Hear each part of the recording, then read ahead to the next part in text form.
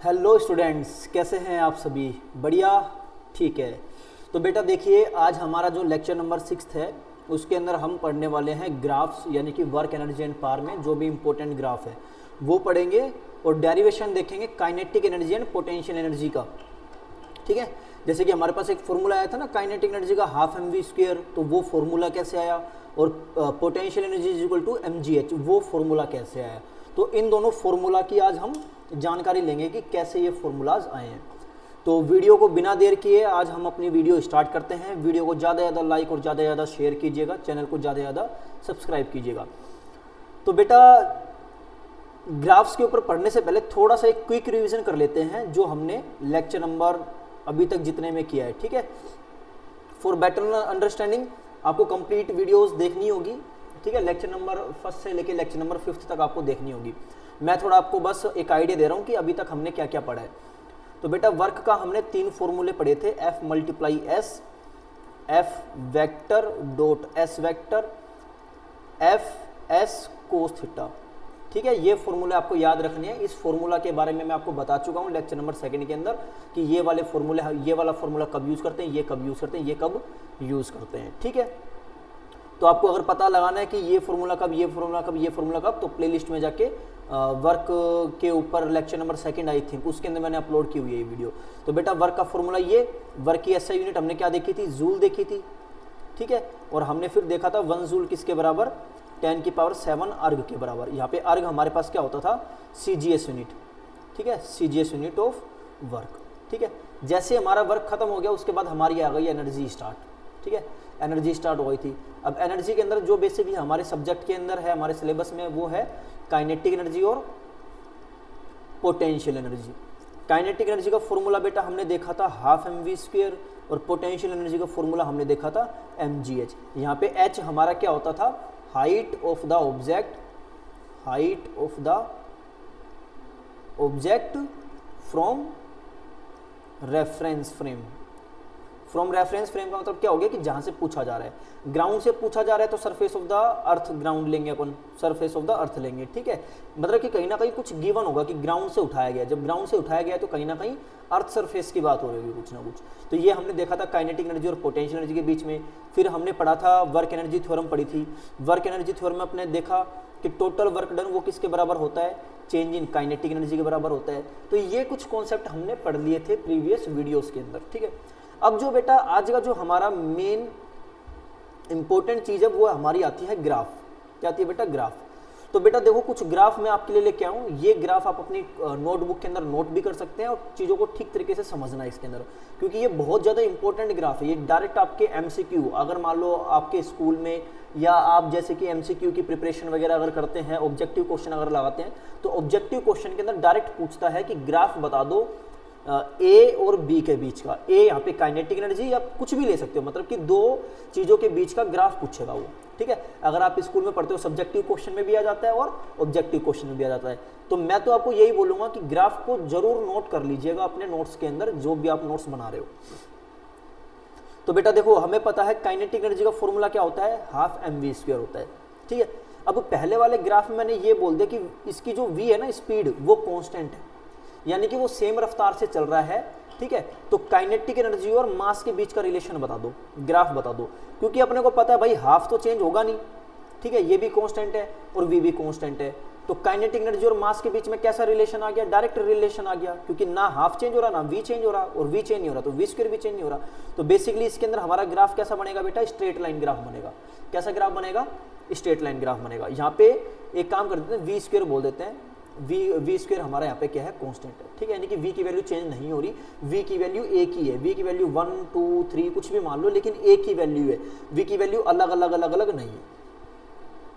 तो उस वाले केस के अंदर वी हमारा सेम कांस्टेंट, तो काइनेटिक एनर्जी और मास के बीच में कैसा रिलेशन आ गया, डायरेक्ट रिलेशन आ गया, डायरेक्टली प्रोपोर्शनल, यानी कि स्ट्रेट लाइन ग्राफ बन जाएगा। ठीक है, अब थोड़ा सा ना बेटा लेक्चर नंबर 5 में मेरे से थोड़ी सी गलती हो गई थी, तो उसके लिए वेरी वेरी सॉरी। उसमें मैंने ये बता दिया था कि काइनेटिक एनर्जी और वी स्क्वायर के बीच में मैंने कुछ ऐसा ग्राफ बना दिया था है ना। अगर आप लोगों ने लेक्चर नंबर 5 देखा है तो काइनेटिक एनर्जी और वी स्क्वायर के बीच में मैंने ये कर्व लीनियर टाइप का ग्राफ बना दिया था, तो वो ग्राफ एक्चुअली मैंने थोड़ा सा जल्दबाजी के अंदर बना दिया, वो ग्राफ गलत है, तो उसके लिए सॉरी, ठीक है। तो वो वाला ग्राफ आपने अगर नोट किया तो आप कट कर सकते हो, ठीक है। वो ग्राफ थोड़ा सा मेरे से गलती से हो गया था। तो सही ग्राफ क्या है, सही ग्राफ के लिए आज मैं आपको पढ़ा रहा हूँ। देखो kinetic energy half mv square. अब मैं बोलता हूँ मेरा मास कांस्टेंट है, जो मास ऑफ द बॉडी है वो चेंज नहीं हो रहा है, यानी कि mass of the body is constant. तो बेटा अब किसके ऊपर डिपेंड किया, काइनेटिक एनर्जी डायरेक्टली प्रोपोर्शनल किसके हो गया बेटा, वी स्क्वायर के डायरेक्टली प्रोपोर्शनल हो गया, क्योंकि देखो ये भी चेंज नहीं हो रहा, ये भी चेंज नहीं हो रहा, तो काइनेटिक एनर्जी वी स्क्वायर के डायरेक्टली प्रोपोर्शनल है। अब यहां से मेरे पास दो ग्राफ आते हैं, क्या क्या ग्राफ आते हैं, एक तो मैं ग्राफ बना रहा हूं काइनेटिक एनर्जी और वी के बीच में, ठीक है, और एक मैं ग्राफ बना रहा हूं काइनेटिक एनर्जी और वी स्क्वायर के बीच में। तो जब काइनेटिक एनर्जी और वी के बीच का ग्राफ बनेगा ना, तो ये बनेगा इस टाइप का, ठीक है, पैराबोला टाइप का ग्राफ बनेगा। क्लियर बात, कैसा बनेगा, पैराबोला टाइप का।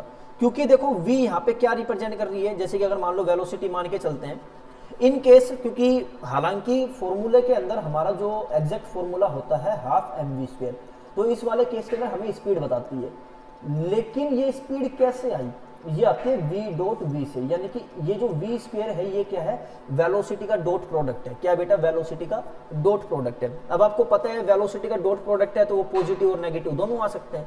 तो अगर अपन मान के चलते हैं कि वेलोसिटी हमारी नेगेटिव है, ठीक है, क्योंकि v की वैल्यू तो नेगेटिव और पॉजिटिव दोनों हो सकती है, क्योंकि इस वाले केस के अंदर अपन देख रहे हैं कि यहाँ पे जो है, देखो इस वाले केस के अंदर अपन को एक चीज ध्यान रखनी है कि काइनेटिक एनर्जी और किसके बीच में ग्राफ बना रहे हैं अपन, v के बीच में ग्राफ बनाने हैं। तो अगर हमारी वेलोसिटी नेगेटिव हुई, v की वैल्यू अगर नेगेटिव हुई, तो काइनेटिक एनर्जी कैसी हो जाएगी, नेगेटिव हो जाएगी, जो कि पॉसिबल नहीं है। क्यों, क्योंकि काइनेटिक एनर्जी किसके बराबर होती है, हाफ mv स्क्वायर के बराबर। अगर v की वैल्यू नेगेटिव तो v स्क्वायर की वैल्यू कैसी हो जाएगी बेटा, पॉजिटिव हो जाएगी, तो पॉजिटिव हो जाएगी तो काइनेटिक एनर्जी ओवरऑल कैसी हो जाएगी, पॉजिटिव हो जाएगी। तो इस वाले केस के अंदर v तो मेरा नेगेटिव है, लेकिन काइनेटिक एनर्जी मेरा हर बार कैसा है, पॉजिटिव है।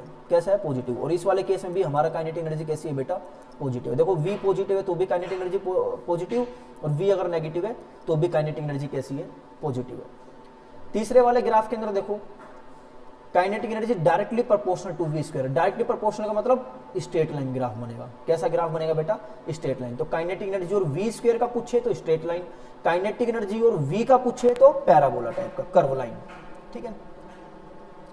अब ये वाला ग्राफ देखो, क्योंकि ये वाला फॉर्मूला भी हमने पढ़ा था कि काइनेटिक एनर्जी किसके बराबर होती है, पी स्क्वायर बाय 2m, यानी कि जो मोमेंटम होता है, लीनियर मोमेंटम होता है, उसका स्क्वायर डिवाइडेड बाय 2m। अब मैं ये बोलता हूं कि लीनियर मोमेंटम कांस्टेंट है, यानी कि मोमेंटम डज नॉट चेंज, ठीक है। एग्जाम भाई देखो ग्राफ पूछा है तो ग्राफ वो आपसे किसी भी तरीके से पूछ सकता है, हम तो केवल एक कंडीशन लेके चल रहे हैं कि अगर ये चीज कांस्टेंट है, ये चीज वेरिएबल है। तो जैसे कि इस वाले केस के अंदर मैंने बोल दिया कि मेरा जो मोमेंटम है ये कांस्टेंट है, ठीक है। तो काइनेटिक एनर्जी और मास के बीच में ग्राफ बनाओ। अब अपने को दिख रहा है कि काइनेटिक एनर्जी और मास एक दूसरे के कैसे है, रेसिप्रोकल है। तो बेटा जब रेसिप्रोकल होता है तो ऐसे समझो कि जब मेरी मास की वैल्यू 0 है, एग्जांपल के लिए 0 से स्टार्ट करते हैं, तो काइनेटिक अगर मास मेरा 0 है तो काइनेटिक एनर्जी कैसे लिखूंगा, 1/0, और 1/0 कितना होता है, इनफाइनाइट होता है। यानी कि जब मेरा मास 0 है तो काइनेटिक एनर्जी कितनी है, इनफाइनाइट है। मान लेते हैं ये वाला पॉइंट हमारा क्या है, इनफाइनाइट। तो जब मेरा मास 0 तो काइनेटिक एनर्जी इनफाइनाइट। सिमिलरली अगर मेरा मास इनफाइनाइट हो जाएगा तो काइनेटिक एनर्जी इक्वल टू 1/इनफाइनाइट, और 1/इनफाइनाइट कितना होता है, 0 होता है। यानी कि इस टाइप का ग्राफ बन जाएगा, स्ट्रेट लाइन ग्राफ बनेगा, लेकिन नेगेटिव स्लोप के साथ में बनेगा। ये चीज ध्यान रखना, ठीक है। काइनेटिक एनर्जी और मास वाला कब, जब मोमेंटम हमारा क्या दे रखो, इसमें कांस्टेंट दे रखो। अगर मोमेंटम कांस्टेंट दे रखा है तो इस टाइप का ग्राफ हमारा बन जाएगा, ठीक है। तो ये थोड़ा सा ध्यान रखना,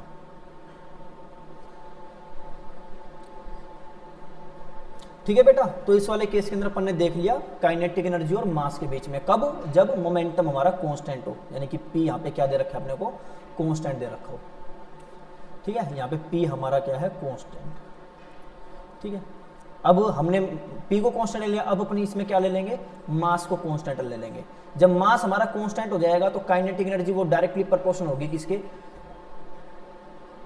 p स्क्वायर के। तो एक बार अपन इसका p के साथ में ग्राफ देखेंगे और एक बार अपन ग्राफ देखेंगे p स्क्वायर के साथ में, क्योंकि अपने को पता है ये जो मोमेंटम होता है ये हमारी वेक्टर क्वांटिटी होती है। तो वेक्टर क्वांटिटी अगर होती है तो इसकी p की वैल्यू तो पॉजिटिव और नेगेटिव दोनों हो सकती है। तो p की वैल्यू अगर पॉजिटिव और नेगेटिव दोनों, क्योंकि हमारा ये डिपेंड कर रहा है पी स्क्वायर के ऊपर, तो बेटा इस वाले केस के अंदर काइनेटिक एनर्जी हमारी पॉजिटिव रहने वाली है, ठीक है। क्योंकि पैराबोला ग्राफ बनेगा ना, काइनेटिक एनर्जी और मोमेंटम के बीच में अगर अपना ग्राफ बनाना है, जैसे कि एग्जांपल के लिए ऐसे समझो कि मैं टेबल बना रहा हूँ, थोड़ा सा अब आपको समझ में आ जाएगा चीज़ें। कभी भी ग्राफ आ जाए ना तो एक चीज़ बोलता हूँ मैं आपको, जिस दिन दोनों के बीच में पूछा गया है उनकी एक टेबल बना लो, जैसे कि आप मैथमेटिक्स में भी करते हो, एक्स और वाई की इक्वेशन होती है और आपको ग्राफ बनाया पूछा जाता है ग्राफ बनाओ। तो जैसे कि मैं काइनेटिक एनर्जी रख लेता हूँ और यहाँ पे मैं रख लेता हूँ मोमेंटम। तो जब मोमेंटम मेरा 0 था और रिलेशन क्या है, kinetic energy directly proportional to P square है, ठीक है। पी की वैल्यू पॉजिटिव भी हो सकती है और नेगेटिव भी, क्योंकि अपने को पता है मोमेंटम तो हमारी वेक्टर क्वांटिटी होती है। तो जब पी की वैल्यू मैं यहाँ पे पुट करूंगा 0, तो काइनेटिक एनर्जी भी कितना आएगा 0। अब मैंने पी की वैल्यू पुट कर दी +2, कितनी पुट कर दी +2, तो काइनेटिक एनर्जी कितना आ गया 2 का स्क्वायर 4। और अब मैंने मोमेंटम की वैल्यू पुट कर दी -2, तो काइनेटिक एनर्जी भी कितनी आ गई 4 आ गई, ठीक है। इसी तरीके से और कैरी ऑन करते जाओ, ठीक है। मोमेंटम की वैल्यू मैंने पुट कर दी -3, मोमेंटम कितना आ गया बेटा, सॉरी काइनेटिक एनर्जी कितनी आ गई 9 आ गई। मोमेंटम की वैल्यू मैंने पुट कर दी +3, तो काइनेटिक एनर्जी भी कितनी आ गई बेटा 9 आ गई। यानी कि काइनेटिक एनर्जी हर बार हमारी कैसी आ रही है बेटा, पॉजिटिव आ रही है। और मोमेंटम मेरा पॉजिटिव भी है नेगेटिव भी है, पॉजिटिव भी और नेगेटिव भी है। तो इस वजह से हमारा ये वाला ग्राफ बना है। लेकिन अब ये वाला ग्राफ कैसा है मेरा, काइनेटिक एनर्जी और पी स्क्वायर के बीच में। पी स्क्वायर बोले तो काइनेटिक एनर्जी और पी स्क्वायर, भाई पी स्क्वायर की वैल्यू कितनी है, ये तो पी की वैल्यू है। लेकिन अगर मैं इसी का ग्राफ बनाऊं पी स्क्वायर के साथ में, थोड़ा सा मैं इसको अब ये के, ये पी और ये पी स्क्वायर, ये हमारा काइनेटिक एनर्जी, ये पी और ये पी स्क्वायर। अब 0 से स्टार्ट कर रहे हैं। जब पी की वैल्यू 0 तो पी स्क्वायर की वैल्यू भी कितनी 0 और काइनेटिक एनर्जी की भी वैल्यू भी 0। पी की वैल्यू -2 तो पी स्क्वायर की वैल्यू 4 और काइनेटिक एनर्जी की वैल्यू भी 4, क्योंकि स्क्वायर है ना पी स्क्वायर। और मैं ग्राफ भी किसके बीच में बना रहा हूँ, काइनेटिक एनर्जी और पी स्क्वायर के बीच का बना रहा हूँ। काइनेटिक एनर्जी की वैल्यू 2, ठीक है, पी स्क्वायर की वैल्यू 4 और काइनेटिक एनर्जी की वैल्यू भी क्या है 4। यानी कि हर बार काइनेटिक एनर्जी और पी स्क्वायर की वैल्यू हर बार क्या आ रही है बेटा, सेम आ रही है। और जब वैल्यू सेम आती है तो डायरेक्टली प्रोपोर्शनल होता है, और डायरेक्टली प्रोपोर्शनल के केस के अंदर हमारा कौन सा ग्राफ बनता है, स्ट्रेट लाइन बनता है। कौन सा बनता है, स्ट्रेट लाइन। बहुत ज़्यादा इंपॉर्टेंट ग्राफ है, मैं बार बार मैं आपको इसीलिए बोल रहा हूँ कि आप ये अलग से नोट कर लेना आपके नोटबुक के अंदर, फेयर नोटबुक में है, जो भी आपकी नोट्स की नोटबुक है उसके अंदर, ठीक है। अब हमारे पास में आता है ये ग्राफ, स्पेशल ग्राफ आ गई, ये डायरेक्टली पूछते हैं, ठीक है बेटा। अब अपने को एक रिलेशन ये भी पता है, ठीक है, कि P = √2m होता है। भाई जैसे कि काइनेटिक एनर्जी हमारा P²/2m होता है, तो P² की वैल्यू किसके बराबर जाएगी, 2m के बराबर। और P जब अपन वैल्यू निकालेंगे तो 2m की आ जाएगा, ठीक है। आई होप आपको दिख रहा होगा, इनकेस अगर नहीं दिख रहा तो मैं इंक चेंज कर लेता हूँ, येलो इंक कर लेते हैं, ठीक है। तो P =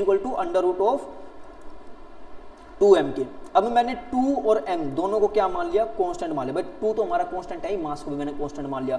तो मोमेंटम मेरा डायरेक्टली प्रोपोर्शनल हो गया किसके, काइनेटिक एनर्जी के बराबर आ गया, डायरेक्टली प्रोपोर्शनल। तो इस वाले केस के अंदर अपन क्या देख रहे हैं, अगर इसकी अगर अपन जब टेबल बनाएंगे ना, ठीक है, चलो मैं टेबल बना ही देता हूँ, इस नीदर टेबल बना रहा हूँ मैं इधर की साइड। ये हमारी मोमेंटम, ये हमारा काइनेटिक एनर्जी। अब काइनेटिक एनर्जी की वैल्यू 0 पुट करो, 0 पुट करोगे 0 का √0 तो 0, ठीक है। काइनेटिक एनर्जी की वैल्यू इसमें 4 पुट करो, ठीक है, कितनी पुट करो 4 पुट करो। तो जब काइनेटिक एनर्जी की वैल्यू अगर आपने 4 पुट करी तो मोमेंटम कितना आ गया मेरा 2 आ गया। काइनेटिक एनर्जी की वैल्यू इसमें 9 पुट करो, तो 9 पुट करोगे तो अंडर करोगे तो 3, तो मोमेंटम मेरा कितना आ गया 3 आ गया। तो ये वाला ग्राफ थोड़ा गलत है, ठीक है। ये वाला ग्राफ ना करके अपन क्या करेंगे, थोड़ा सा मैं इसको इरेज कर देता हूँ, ठीक है। अपन ने किसका ग्राफ देखना है, ये अपन ने ग्राफ देखना है मोमेंटम के बीच में और √of काइनेटिक एनर्जी के बीच में। अपने को देखने को पता लग रहा है कि मोमेंटम मेरा छोटा है as compare to kinetic energy. अगर मैं यहाँ पे ड्रॉ कर देता हूँ कि ये 2, 4, 6, 8, 10 और ये पुट कर देते हैं 2, 4, 6, तो 0 पे तो 0 है। जब मेरा मोमेंटम 2, जब मेरी काइनेटिक एनर्जी 4 है तो मोमेंटम मेरा कितना है 2 है, ठीक है। जब मेरी काइनेटिक एनर्जी 9 है तो मोमेंटम कितना मेरा 3 है, ठीक है। और इसी तरीके से अगर मैं यहाँ पे पुट कर देता हूँ 16, तो ये कितना आएगा 4 आएगा, 16 यहाँ पे आएगा कुछ ना कुछ। यानी कि बेटा ये जो ग्राफ बनेगा ये इस टाइप से ग्राफ बनेगा, ठीक है, थोड़ा सा कर्व टाइप का ग्राफ बनेगा ये, ठीक है, ये मैंने आपको थोड़ा सा डार्क करके दिखा दिया है। इस टाइप से ग्राफ बनेगा बेटा, किसके बीच का, मोमेंटम और under root of kinetic energy के बीच का, ठीक है, मोमेंटम और under root of kinetic energy के बीच का कुछ इस टाइप का ग्राफ आपको ये बनता हुआ दिखाई देगा। ये बेसिकली है ना, आप भी बना सकते हो, बस मैं थोड़ा सा आपकी हेल्प कर रहा हूँ जिससे कि आपको एक आइडिया लग जाए। ग्राफ के क्वेश्चन तो बहुत इजी होता है, टेबल बनाओ, टेबल के अकॉर्डिंग वैल्यू पुट करो, जब उन वैल्यू को पुट करोगे तो आपके पास में कोऑर्डिनेट्स आएंगे, उस पॉइंट के हर एक पॉइंट के कोऑर्डिनेट आएंगे और हर एक पॉइंट को मिलाते चलो, जैसे मिलाओगे वैसे कोई ना कोई आपको लाइन दिखाई दे जाएगी, ठीक है। इसी तरीके से बेटा काइनेटिक एनर्जी और 1/p का जब आप ग्राफ बनाओगे तो इस टाइप का ग्राफ बनेगा, ठीक है। ये इंपॉर्टेंट ग्राफ है, ये कई बार पूछ लेते हैं, ठीक है। Under root of kinetic energy and 1 momentum का जब आप ग्राफ पुट करोगे तो बेटा ये वाला सेम तरीका है, इसके अंदर भी वैल्यू पुट करो, 1/1 वैल्यू पुट करते जाओ, p की वैल्यू पुट करो, काइनेटिक एनर्जी की वैल्यू हो जाएगी, या फिर काइनेटिक एनर्जी की वैल्यू पुट करो, 1/p की वैल्यू हो जाएगी। क्लियर बात। तो इस टाइप से अपने को ये ग्राफ सारे के सारे याद रख लेने हैं, ठीक है, नोट कर लेने हैं, और इंपॉर्टेंट ग्राफ है, ठीक है। तो बेटा ग्राफ वाला पोर्शन हमारा आज का खत्म हो गया है। अब जो हमारे पास में आज का पोर्शन स्टार्ट होता है वो होता है derivation, derivation of kinetic energy, derivation of kinetic energy. बेटा काइनेटिक एनर्जी का फॉर्मूला क्या होता था हमारे पास, 12 mv² होता था ना। अब यहाँ पे जो यूज होगी ना बेटा वो होगी work energy theorem. Work energy theorem का क्या है यहाँ पे यूज है, ठीक है। वर्क एनर्जी थ्योरम क्या बोलती थी, जब total work done on the system will be equal to the change in its kinetic energy, ठीक है। अब केस फर्स्ट में ले रहा हूं, केस फर्स्ट क्या है, when the body is in rest initially, ठीक है। शुरू में बॉडी बेटा किस में थी, रेस्ट में थी। क्लियर बात। अब बॉडी अगर रेस्ट में थी तो चलो डायग्राम बना लेते हैं। ये मान लो कोई भी मासिव बॉडी है ए पॉइंट के ऊपर, जिसका मास कितना है m है, और बॉडी रेस्ट में है, तो u की वैल्यू मैं कितने दिखा देता हूं, 0 दिखा देता हूं, क्योंकि रेस्ट कंडीशन के अंदर u की वैल्यू 0। अब मैंने इसके ऊपर एक एक्सटर्नल फोर्स लगा दिया, क्या लगा दिया बेटा, फोर्स लगा दिया। अब जब मैं फोर्स लगाऊंगा तो न्यूटन फर्स्ट लॉ यही बोलता है कि फोर्स लगाने से बॉडी की स्टेट चेंज हो जाएगी। अब अगर स्टेट चेंज हो जाएगी तो बॉडी किस में है, रेस्ट में है, और जब फोर्स लगाऊंगा तो बॉडी किस में आ जाएगी, मोशन में आ जाएगी। Very good. अब बेटा अगर बॉडी मोशन के अंदर आ गई तो मान लेते हैं बॉडी चलते चलते चलते चलते बी पॉइंट के ऊपर पहुंच गई। जब ये बी पॉइंट के ऊपर पहुंची तो इस टाइम इसकी कुछ ना कुछ वेलोसिटी थी, या हम ये बोले अगर अपन केवल और केवल डायरेक्शन की बात ना करके अपन अगर हम केवल मैग्नीट्यूड की बात कर रहे हैं तो मैं ये बोल देता हूं कि बी पॉइंट तक पहुंचते पहुंचते पहुंचते इसके अंदर कुछ ना कुछ स्पीड थी। क्लियर बात। अब जब मैंने फोर्स लगाया तो इसका मोशन हो गया, तो कितना चली बेटा, ए से लेके बी तक, ये कुछ ना कुछ डिस्प्लेस हो गई होगी अपनी जगह से, एस डिस्प्लेसमेंट, और कितना एक्सेलरेशन इसके अंदर आ गया होगा, ए एक्सेलरेशन। क्यों एक्सेलरेशन क्यों आया, क्योंकि वेलोसिटी चेंज हुई है, और वेलोसिटी का चेंज होना ही क्या होता है, एक्सेलरेशन होता है। क्लियर बात। तो अब देखो वर्क अगर मैं निकालता हूं इस फोर्स की वजह से इस बॉडी के ऊपर कितना वर्क हुआ, तो F × S, और कोस थीटा अगर आप यूज करते हो, ये क्या है हमारे पास, F × S है। अगर आप कोस थीटा यूज करते हो तो आप देख रहे हो कि इस वाले केस के अंदर हमने क्या देखा कि जिधर की साइड मैंने फोर्स लगाया बॉडी उधर की साइड ही डिस्प्लेस हुई है। मैंने फोर्स इधर की साइड लगाया और बॉडी का डिस्प्लेसमेंट भी इधर की साइड, तो थीटा इस वाले केस में कितना है, 0 डिग्री है। तो चाहे आप FS कोस थीटा यूज कर लो, अगर FS कोस थीटा यूज करोगे तो थीटा की वैल्यू तो 0 है, तो कोस 0 डिग्री बेटा कितना होता है, कोस 0 डिग्री होता है 1। तो बेटा आप लोगों के पास में फॉर्मूला क्या निकल के आया, F × S निकल के आया, क्योंकि हमें पता है F की वैल्यू क्या होती है, m × AB होती है, क्योंकि बॉडी के अंदर एक्सेलरेशन आ गया ना, और बॉडी मासिव है, तो F = में ma लिख सकते हैं अपन, तो MAS। ठीक है। अब यहाँ पे अपने को किसकी वैल्यू निकालनी है बेटा, क्योंकि अपने को देखो इस वाले कंडीशन में हमारे पास जो फॉर्मूला है वो MAS है। क्या है बेटा, MAS है। अगर अपन एक्सेलरेशन निकाल लें, एक्सेलरेशन कैसे निकालेंगे सर, देखो आप लोगों ने v² - u² = 2as पढ़ा होगा, है ना, इक्वेशन ऑफ मोशन के अंदर third equation of motion v² - u² = 2as। Body शुरू में किस में बेटा, रेस्ट में। तो बेटा अगर बॉडी शुरू में रेस्ट है तो ये 0 हो गई, तो आप लोगों के पास क्या बचा, v² = 2as बचा ना। मैं ये बोल रहा हूँ कि एक्सेलरेशन की वैल्यू यहाँ से निकाल लो, एक्सेलरेशन कितना आ गया बॉडी के अंदर, 2s आ गया, कितना आ गया, v² / 2s आ गया। अब ये जो v² / 2s है ये पुट कर दो इस a की जगह पे। क्लियर। अब इस a की जगह में पुट करोगे तो क्या इक्वेशन बन जाएगी, कुछ आपको ऐसी ऐसी दिखाई देने लग जाएगी, mv² / 2s × s। अब ये s से s कैंसिल हो गया। तो लास्ट में आपके पास में फॉर्मूला क्या है, हाफ mv²। भाई साहब ये तो हमने पढ़ा हुआ लग रहा है। वर्क एनर्जी थ्योरम क्या बोलती है, वर्क एनर्जी थ्योरम ये बोलती है, अगली स्लाइड के अंदर मैं आपको इधर बता देता हूं, ठीक है, आपने वो नोट कर ही लिया होगा। वर्क एनर्जी थ्योरम हमें यही तो बोलती है कि total work done will be equal to change in its kinetic energy. अब बेटा काइनेटिक एनर्जी शुरू में कितनी थी, अगर अपन लगाए तो हाफ m शुरू वाली वेलोसिटी, तो ये तो 0 थी, तो काइनेटिक एनर्जी शुरू में कितनी आई बेटा, 0 आई। फाइनल काइनेटिक एनर्जी हमारी कितनी आती है, हाफ mv²। तो ये जो वर्क हमारे पास में आया है, कितना आया है पीछे वाली स्लाइड में देखने पे, हाफ mv²। तो ये जो वर्क हमने किया है ना, ये किसके अंदर कन्वर्ट हो गया, kinetic energy of the body के अंदर स्टोर हो गया, ठीक है। यानी कि according to work energy theorem, this work यानी कि ये वाला जो वर्क है, ठीक है, this work convert into its kinetic energy. ये जो वर्क हमने किया है, इस वर्क की वजह से क्या हो गया, बॉडी के अंदर काइनेटिक एनर्जी आ गई। तो हम लिख सकते हैं work is equal to kinetic energy is equal to half mv²। तो हमारे पास में काइनेटिक एनर्जी का फॉर्मूला आ गया हाफ mv², ठीक है। तो बेटा यहां से हमारे पास में फॉर्मूला आता है kinetic energy, that is half mv²। Clear बात आ गई समझ में, ठीक है। अब सेकंड केस क्या है इसका, ये तो हो गया हमारे पास में फर्स्ट केस। फर्स्ट केस के अंदर हमने ये देखा कि शुरू में बॉडी किस में थी, रेस्ट में। अब सेकंड केस के अंदर हम ये देख रहे हैं body is moving with A velocity of u। Initially body u speed से ट्रेवल कर रही थी, ठीक है भाई, ट्रेवल कर रही थी तो वो भी मान लेंगे।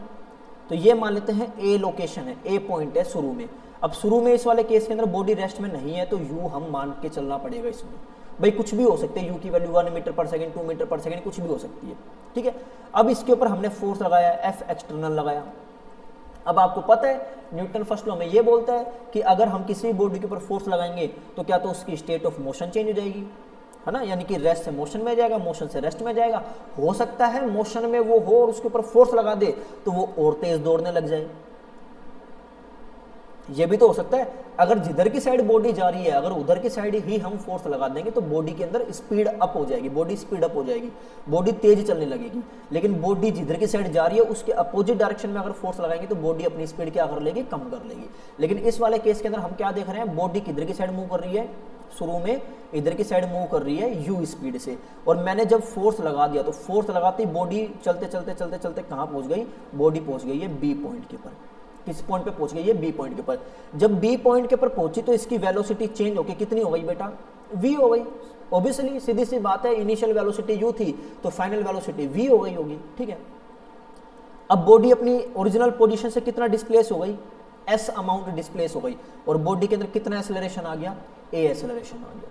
तो इसके अंदर अगर हम work done by external force निकालते हैं तो सेम चीज, जिधर की साइड फोर्स लगाया बॉडी उधर की साइड ही डिस्प्लेस हुई है, तो कोस थीटा कितना आ जाएगा, 1 आ जाएगा। क्यों, क्योंकि थीटा की वैल्यू कितनी है, 0 डिग्री। तो मैं अब इसको डायरेक्ट कर रहा हूं f मल्टीप्लाई, चलो कर देते हैं, फिर बोलोगे आपकी सर नहीं समझ में आया। भाई देखो बॉडी इधर की साइड डिस्प्लेसमेंट हुई और इधर की साइड हमने फोर्स लगाया, तो थीटा कितना है, 0 डिग्री है। तो w इज इक्वल टू कितना आ गया, fs आ गया, ठीक है। कोस 0 डिग्री, कोस 0 डिग्री कितना होता है बेटा, 1 होता है, ठीक है।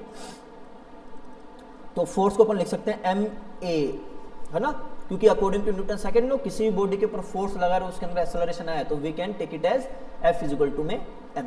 तो यहां से आ गया हमारे पास W is equal to MAS, ठीक है। अब अपने को A तो चाहिए नहीं, तो सेम चीज v² minus u² is equal to 2as। अब इस वाले केस में बेटा u² की वैल्यू 0 नहीं है, क्योंकि क्वेश्चन में बोल दिया गया है कि बॉडी शुरू में रेस्ट में नहीं है, बॉडी शुरू में चल रही है। तो ना v² की वैल्यू ना u² की वैल्यू 0, ठीक है। अपने को क्या निकालना है, एक्सेलरेशन निकालना है। तो एक्सेलरेशन बेटा किसके बराबर आ गया, v² minus u² upon 2s। अब ये वैल्यू जो वैल्यू है a की जगह पे पुट कर दो, ठीक है। जब आप a की जगह पे पुट करोगे तो आपका क्या बनेगा ये फॉर्मूला, ये जो a है इसकी जगह पे पुट कर दो m v² minus u² upon 2s, और ऐसी है एस से एस कैंसिल, जब एस से एस कैंसिल हुआ तो हमारे पास में क्या बना, इधर मैं कर रहा हूँ W is equal to M bracket में V square minus U square upon 2। ठीक है, ये आ गया भाई, एस से एस कैंसिल कर दे तो यही बचा, एस से एस कैंसिल होके एम ब्रैकेट में V square minus U square upon 2। ठीक है, नेक्स्ट स्लाइड के ऊपर हम स्विच कर रहे हैं। ठीक है,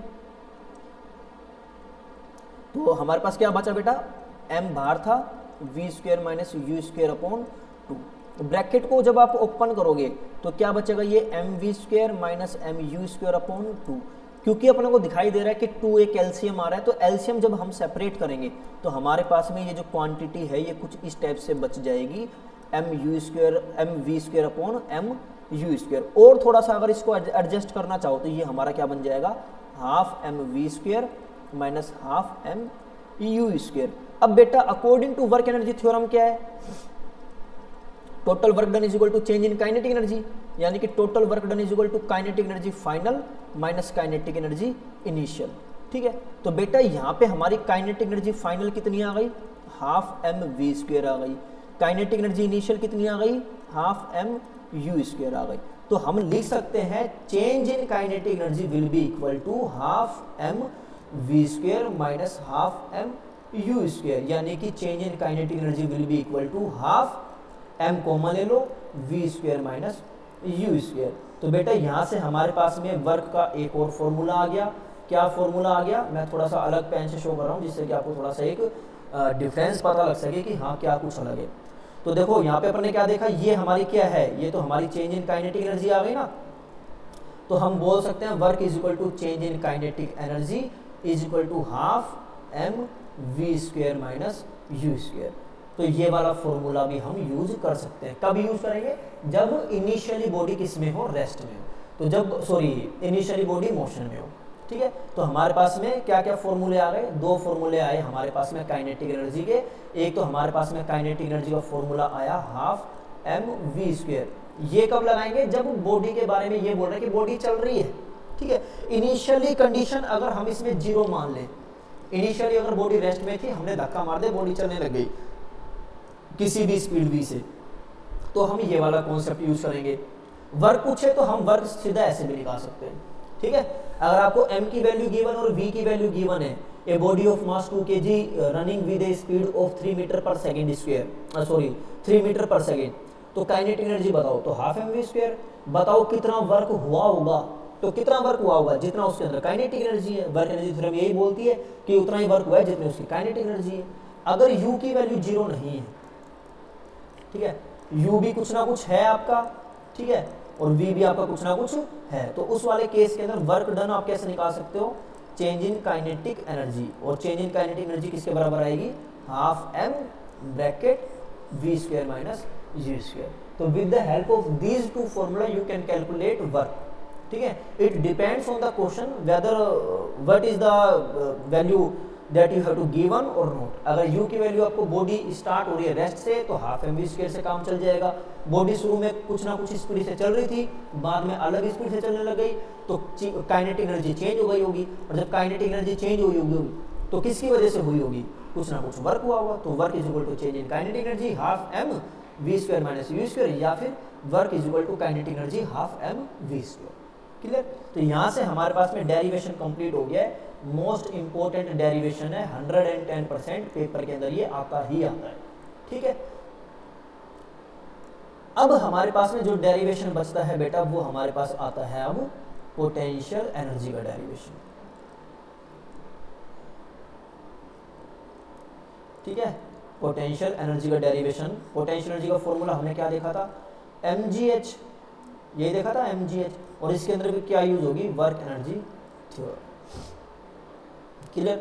वर्क एनर्जी थ्योरम कैसे यूज होगी, अब सुनो, ये सरफेस ऑफ अर्थ है, ठीक है, ये हम रेफरेंस मान के चल रहे हैं कि यहां से अपने को कैलकुलेट करनी है। मैं ये बोल देता हूं कि बॉडी शुरू में मेरे पास h हाइट के ऊपर थी। कितनी हाइट के ऊपर थी बेटा, h हाइट के ऊपर थी ग्राउंड से। क्लियर बात। अब जब इसके ऊपर h हाइट के ऊपर यहाँ पे थी, तो इसका मास कितना है, m है। बात आ गई इसमें। जब मैंने इसको बेटा छोड़ा, मैंने इस लोकेशन से इसको ड्रॉप कर दिया, तो बेटा इसका वेट किधर की साइड लग रहा है, नीचे की साइड mg। क्लियर बात। जब मैं इसको ड्रॉप करूंगा तो इसका एक्सेलरेशन ड्यू टू ग्रेविटी के अंदर कन्वर्ट हो जाएगा, यानी कि इसका जो एक्सेलरेशन है वो एक्सेलरेशन ड्यू टू ग्रेविटी बन जाएगा। तो ग्रेविटी ने कितना काम किया बेटा इस वाले केस के अंदर? ग्रेविटी ने सर काम किया, work done by gravity is equal to force due to gravity और डिस्प्लेसमेंट और कोस थीटा। ध्यान से सुनना ठीक तरीके से चीज को, ठीक है, क्योंकि पॉजिटिव भी हो सकता है नेगेटिव भी हो सकता है। इस वाले केस के अंदर, पहले केस के अंदर अगर मैं बोलूं कि when a body dropped, when a body drop, जब बॉडी को छोड़ा गया है किसी हाइट से, एच हाइट से जब इसको छोड़ा गया है, तो ग्रेविटी कितना काम कर रही है इसको नीचे लाने में, ठीक है। भाई जब मैंने इसको छोड़ दिया तो ग्रेविटी तो काम कर रही होगी ना। मैंने तो बॉडी को पकड़ा, जैसे कि मान लेते हैं, यही मान लेते हैं, ठीक है, मैंने बॉडी को एच हाइट से, मान लेते हैं ये एच हाइट है, यहाँ से मैं ले रहा हूँ, तो मैंने इस एम बॉडी को छोड़ दिया, मैंने किसी हाइट से, एच हाइट से मैंने इसको छोड़ दिया। तो छोड़ने के बाद ग्रेविटी ने तो काम किया, मैंने तो कुछ काम नहीं किया ना, मैंने तो पकड़ के रख रखा था, मैंने छोड़ दिया, तो मेरा तो वर्क है ही नहीं कुछ भी इसके अंदर। कौन काम कर रही है? ग्रेविटी तो काम कर रही है, क्योंकि ग्रेविटी फोर्स लगा रही है नीचे की साइड इसको खींच के लाने में, यानी कि पुलिंग फोर्स लगा रही है, खींच रही है इसको। तो work done by gravity is equal to force due to gravity, S displacement कितना चला वो, और कोस थीटा। अब क्योंकि अपने को दिखाई दे रहा है यहाँ पे कि फोर्स ड्यू टू ग्रेविटी नीचे, यानी कि इसके वेट की वजह से जो इसका फोर्स लग रहा है, और इसका डिस्प्लेसमेंट दोनों किस डायरेक्शन में, सेम डायरेक्शन में। तो थीटा बेटा यहाँ पे कितना हो जाएगा इसका 0 डिग्री। तो एफ जी यहाँ पे वेट की वजह से, तो यहाँ पे हमारा कितना आ जाएगा एम जी। एस यहाँ पे कितना कन्वर्ट हो गया, बॉडी जितने हाइट के ऊपर थी उतना तो नीचे जाएगी, तो एस की जगह पे यहाँ पे क्या जाएगा एच, जितना हाइट के ऊपर थी उतना नीचे चले गई, यानी कि एच, और कोस 0 डिग्री। तो वर्क डन बाय ग्रेविटी यहाँ पे कितना आ गया बेटा, एम जी एच आ गया। और ये जो वर्क डन बाय ग्रेविटी होता है ये किस में स्टोर हो जाता है, बॉडी के पोटेंशियल एनर्जी में, ठीक है, क्योंकि हाइट के ऊपर थी ना, तो जब वो हाइट के ऊपर थी तो बॉडी के अंदर कौन सी एनर्जी स्टोर थी, पोटेंशियल एनर्जी स्टोर थी। तो पोटेंशियल एनर्जी का फॉर्मूला हमारे पास यहाँ से निकल के जाता है कितना, एम जी एच। क्लियर बात, ठीक है। तो ये हमारा क्या था, वर्क डन बाय ग्रेविटी, ठीक है।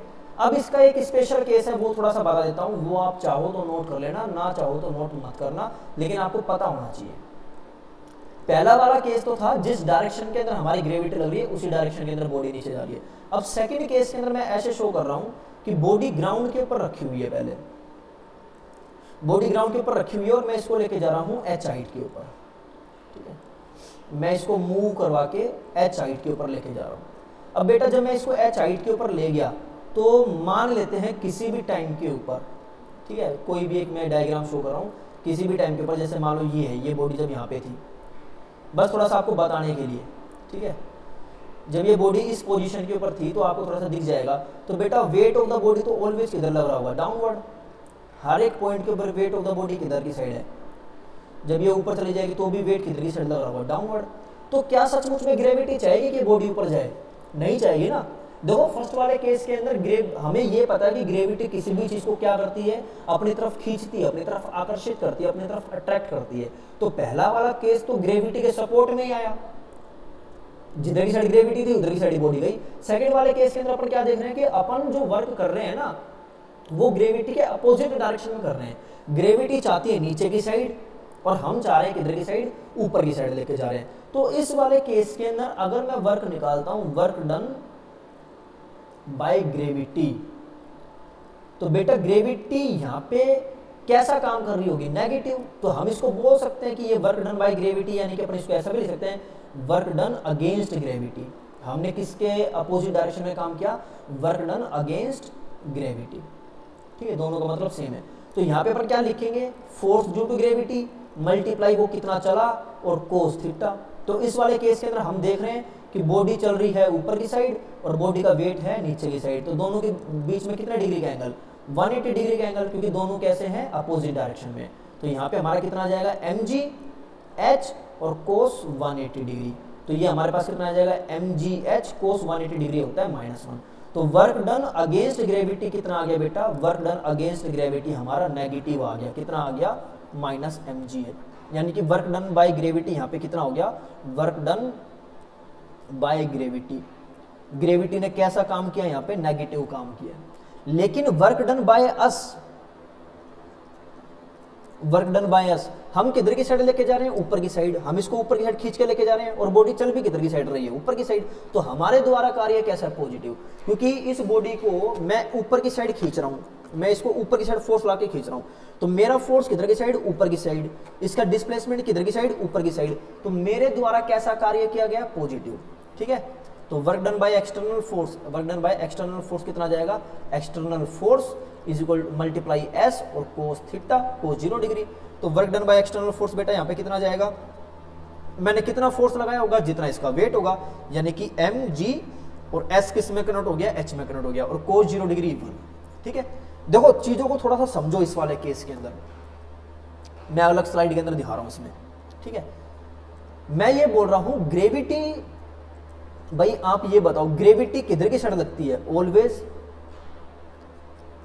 एक्स डाउनवर्ड, और ये ग्रेविटी होती है जो हमें क्या करती है, पुल करती है, हमें बांध के रखती है अर्थ सरफेस से, यानी कि ये नहीं चाहते कि हम इसको छोड़ के जाएं। तो जब मैं ऊपर की साइड, जब मैं ऊपर की साइड लेके जा रहा था, तो ग्रेविटी क्या चाह रही थी, मत लेके जाओ, मेरे पास लेके आओ, मेरे पास लेके आओ, लेकिन मैंने क्या ग्रेविटी की बात सुनी, नहीं सुनी, मैंने तो अपनी चलाई। तो मेरा कार्य कैसा हो गया, वर्क डन बाय मेरा कार्य, मैं इधर लिख देता हूं, ये जैसे कि एक्सटर्नल फोर्स लग रहा है, एक्सटर्नल फोर्स यानी कि हम लगा रहे हैं, जैसे कि मैं अपना नाम लिख लेता हूं यहाँ पे, मैं फोर्स लगा रहा हूं।